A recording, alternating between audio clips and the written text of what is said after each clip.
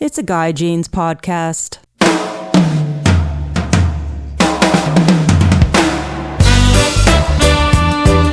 Hey, you guys, how you doing? Good. How are you today, Guy? I'm doing good. How you doing, Dave? Everything is good. Yeah, everything is good here. Thank you very much for having us, Guy. You bet. I'm really excited to have you guys on my podcast, and I want to ask you guys a bunch of questions. You guys both have killer, awesome backstories, which I want to get into here in a little bit. But you guys have something that's kind of new and exciting in Kernville. Could you guys let me know and everybody know what's going on with that? Well, I took over the Sportsman Inn about 2 years ago, and we kind of cleaned it up Yeah, you a guys little, did. Yeah, a you lot. did. We activated the outdoor patio, which was not being used at all, and I've opened up my apartment on the rooftop to anyone who wants to come visit me. So we've put some nice outdoor seating.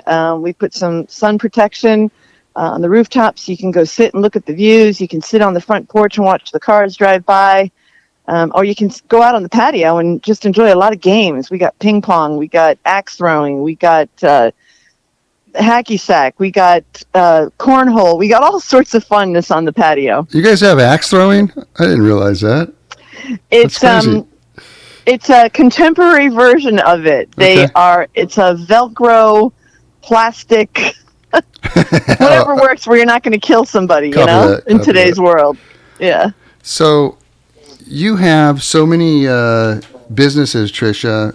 I'm curious. Like you have Boardners of Hollywood, Bar Sinister, the Vivant Market and Cafe in Atwater Village, and now the Sportsman.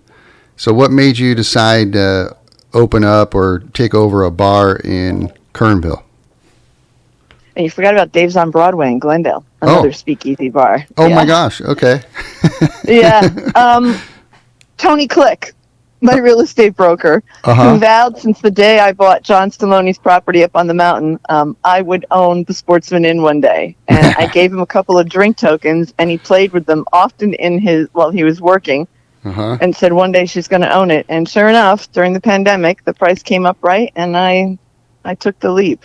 That's so awesome. It's so needed. It's you've made it a must-see in Kernville. When people come to Kernville, you've got to stop in there and have a drink and have a beer and hang out, right? I've been coming here for 30 years. As you know, Guy, I was president of the Kern River Conservancy for 5 years. Yeah. This place has brought a lot of special memories for me. I spent my parents' 50th wedding anniversary up here. I was engaged up here. I've been coming here for over 30 years. Coming from Connecticut, my first thought when I got to LA was, where's the water? Somebody turned me on to Lake Isabella, and I drove up to Lake Isabella and kept driving the lake until I drove into this little town of Kernville. And I've been in love with it ever since. I hit that river. I was just out a couple days ago inner tubing on this crazy river. No way. So it's been it's been a passion for me. Oh yeah, I hit that river. The water's going pretty good right now too. Isn't it? So when I had the opportunity to buy the bar, I just felt like, well, now's my time to kind of really show this community how much I've appreciated coming here. And so I really embellished on the character of Circle Park, the history, the Western history here, and tried to bring back some of the feel and vibe and energy that I thought Kernville deserved. Do you know the history of the Sportsman at all? It's been around since the 1950s. I believe I'm the third owner. Oh, no way. Yeah, so I'm pretty proud of that. Gary, the prior owner, had owned it since the 1980s. Okay. And then prior to that, it was the original owner who had it since the 50s.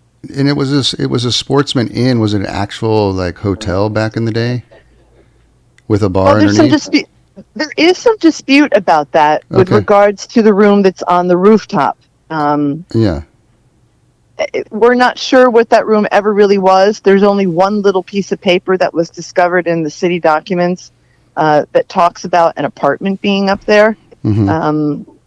So we don't really know, factual, if it was built to be an inn upstairs, or if it was just an apartment, or if it was just an auxiliary room.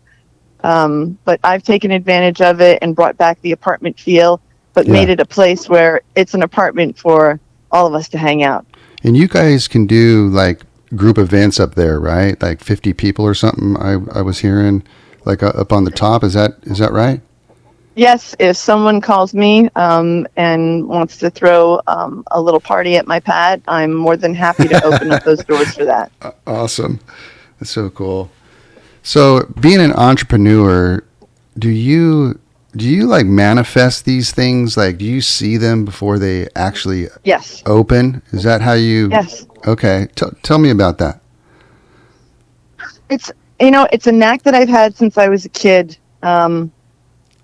When I feel passionate about something, I literally, when I'm driving in my vehicle, or I'm taking a shower, or I'm laying in bed, or I'm just sitting out on my porch, I start to see things clear as day: colors, furniture, people, drink menus, food menus, music. I hear it.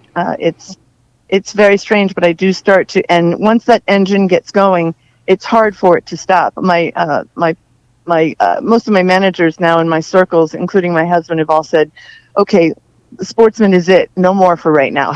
No more." And I've already got my eye on another one here in Kernville. Oh, no way. Oh, yeah. Awesome. Oh, yeah. And I've already designed that one. I've already got this one pimped out in my mind. Oh, yeah.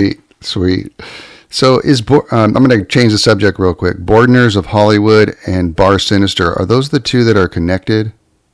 Yes. Okay. Boardners is an original main bar in Hollywood that's been there since the 1920s. Okay, yeah. I went there one time with my goodness, a friend, and you gave us a tour. And this is like that's right, early on before I knew you, and went into this. You told me about this. Yeah, and we walked into this really cool, I don't want to call it a dive bar. Is that what it is? It's kind of like a really cool not underground, but kind of like darker. It's a gothic nightclub next door. Okay. Yeah. Yes, very gothic nightclub. Yes, and we walked into the nightclub, and I was like, "Oh my gosh!" Tell me about that. Well, I got into this business in a funny way. Of course, a boyfriend. I was wanting to be an entertainment lawyer. I worked in entertainment law for quite some time for talent agencies and for entertainment lawyers. And on the side, I did nightclub promoting just to make extra money. And we did it. I started in this with an original club called the Fang Club, Fang. He was all into vampires and all that. God rest his soul. He's now passed from us now. And then I went off on my own. We split up, and I started Bar Sinister, which I really wanted to invoke and appreciate an alternative world. Anyone who, whether they appreciated the gothic world, the vampire world, biker world, rock and roll world, tattoos, piercings, fashion, makeup, all of that, I threw into the whole ambiance of Bar Sinister, and now 26 years later, it has embodied all of that. It is a world-renowned club. I've been everywhere from Golden Guy, Japan, to London, France, Florida beaches, and run into people who either have been through my club or know of it and can't wait to get there. Yeah. And there's like chicks like dancing in like cages and stuff. I remember. I mean, just like it wasn't going on, but I saw like stuff coming down from the ceiling. Is that right? Yes, we have aerialists. We have aerialists there. We have hoop artists. Yeah. On occasion, when we bring in fire performers. We do have regular dancers there every week. We've got, and I think this is what freaked everyone out in Kernville when they heard I bought this bar. There's a fetish element to this club as well. It's in a separate part of the venue, where you can go and experience a little BDSM pleasure. There's no nudity and nothing like that, that is allowed in the venue. But it is a way, it's for voyeurism and for people who appreciate that or are interested in it, to dabble into it and grow their mind, and open their doors. So cool. So when I bought the Sportsman in Kernville, people thought, oh, here's Hollywood coming up to open a fetish club in Kernville. No way. You've kept it so Kernville oriented. The new bar, it looks awesome. Yeah, And I've tried to keep where everything that I've invested in, I have really appreciated the ambiance of the area, the people of the community. yeah. I recognize that, and I really try and just bring out the best of that in each of my establishments. Can you So talk? when you visit them, they're all very different. Yes, like even I went to the market and cafe in Atwater Village, and one of my buddies actually plays there sometimes. Plays guitar there. Oh, fabulous! And so I mean they're all different for sure. Yeah. Can you talk about the new one that you're working on in Kernville, or is that kind of a secret? I can't, but I think that the community will be very proud of it. Nice. Okay. So Yes. so back to the Sportsman. So you guys have music there, which I see you guys have bands and all kinds of different types of bands. Who's booking the bands? Dave, who is on this call with us, and that's a funny story how we came together. I mean, I've known Dave since we were about 4 or 5 years old. Oh, really? We lived right down the street from each other in Newtown, Connecticut, and we have remained friends. Buddies. Yeah, we were school bus buddies, exactly. Oh, cool. Yeah, we would pass really foul notes to one another on the bus. I think it was our freedom and our release from being in school for 6 hours, Yeah. And then we lost touch. Dave went on his way and got involved in the golf world and the rock and roll world, and I moved out to California. And then somehow we touched base through the, Facebook, the rise of Facebook. We reconnected, and he happened to be in Hollywood, popped into my bar, and we reconnected and have been in touch ever since. And then last year in 2023, he reached out to me and said, if I moved out to California, could you put me in one of your places and give me a job? And I'm like, yeah, sure. Awesome. 2 weeks later, he calls. Yeah, but 2 weeks later, he calls me and he says, okay, this is the plan. I'm taking my son to school, and I'll be in LA by Labor Day weekend. And I'm like, oh, this is really happening. Yeah. Awesome. Yeah. Tricia gave me the challenge to step up and take it on, and it's been very interesting. I've had a lot of interesting gigs in my life, and this is definitely at the top of the interesting column. So sure. you go ahead. David come out last year for Whiskey Flats. I needed a sound man last minute. I called him up on the phone and said, if I flew you out and gave you accommodations, could you work Whiskey Flat for me? He came out and we had a blast. As you know, 2023 was a very successful Whiskey Flat. Yeah. And we had a great year, and I think it never left his head. So I knew he had the musical talent. I knew he had the kind of experience that I needed to partner with. So he brought that to the table. And then the management position opened up, and I said, I'll throw you in. You got a great group of people with my LA core, and they will guide you through becoming one of the best managers in my fleet. And he has become that. Oh, so cool. You got to have a good manager, man. Absolutely. Yeah, I'm winging it, man. I'm just trying my best every day, and trying to make people comfortable and make it a very accommodating and welcoming space for everybody. Nice. How are you getting the bands? Now you're managing? Yeah. I started out. I was living in Houston, Texas, and things weren't really going my way, and I escaped to LA to stay on a friend's couch, and he introduced me to some people that needed a drum technician. I'm a drummer, and I've been around music my whole life. And next thing I know, I'm on the bus and working on a tour and going all over the country for the summer. And that's just kind of started from there. Most of the things I've fallen into in my life, like the caddying thing, even when I was doing that with the golf, it's just something that came up quick, and I got right to the top of the profession really fast. It's just been kind of a lucky existence for me. I feel a little Forrest Gumpian sometimes with some of the things I've seen and been around. And yeah, I definitely have a lot of moments in my life where I sit for a moment and think, wow, like, how did this happen? How did I get here? That kind of a thought. Getting back to the Kernville thing. Yeah. When I came here for Whiskey Flats, I enjoyed the town for the week and all that. And I think most everybody, when they go on vacation or somewhere, has a thought in the back of their head of like, oh, I could live here. I think pretty much everywhere I've ever been in my life, I've had that thought. But there was something different about my thought in that sense with Kernville when I was here for the week. And I was like, man, this place is really cool. I think I could hang here. And like Tricia said, it just kind of got stuck in my head a little bit. And then opportunity came up, and here we are talking on the phone about the Sportsman in Kernville. Are you a fisherman? I used to fish a lot when I was on the East Coast. I used to go up to Roscoe, New York, for to the Beaver Kill, and some of those famous rivers up there. And I used to hang out with some of those old school fly fishermen guys like Walt Eddy and Eric Leiser.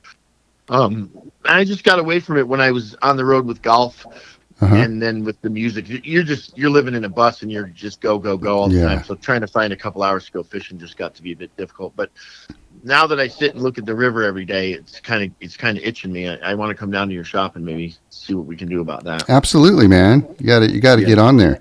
Are you working late hours though? Are you working like until like 2 or something like that? Like when you're at the bar?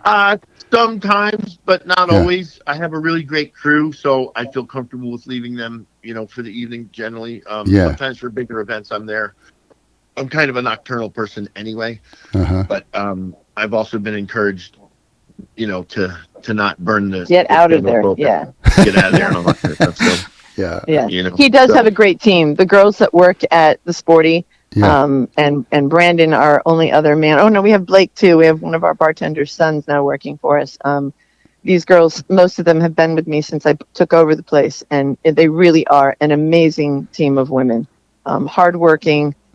We say what we got to say. We get through our dramas and we move forward. We get through any kind of hiccups we have, and they're just hard workers. They love Kernville. They love the bar. They love their customers. I really am very blessed with the crew that I have here. That's nice.